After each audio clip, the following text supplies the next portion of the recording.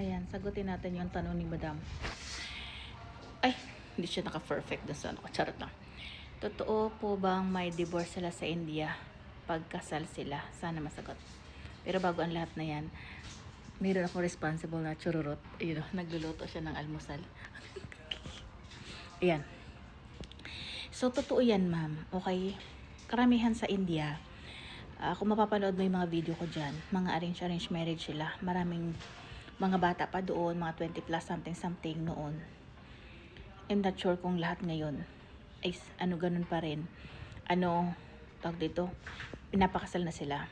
So, kaya, ang nangyayari, pagka may mga Indiano na lumalabas ng bansa, o minsan kahit wala nga sa labas ng bansa, chat-chat sila in love sila sa iba. Tapos malakas ang loob nila. May paninindigan. Kaya nila. Gusto nilang umalis sa sitwasyon, dinidivorce nila ang kanilang mga asawa. Yun. Pero yung pagdidivorce, ma'am, na yun, napakahirap nun. Kasi una, ang kalaban nila ay sariling pamilya, magulang, kapatid, kamag-anak. Sasabihin, bakit ka mag-divorce? Ano yan? Kahihiyan. Pangalawa, yung pamilya ng babae. Okay? So, pero kung halimbawa naman ang babae ay okay, na, sige, maghiwalay tayo, ganun. Mutual sila. Yun nga, hindi naman medyo madali, parang isang taon to isang taon may magagranted yun. Pero kung hindi papayag ang babae, ang mga angkan, marami yan, mahaba yan, mahabang proseso.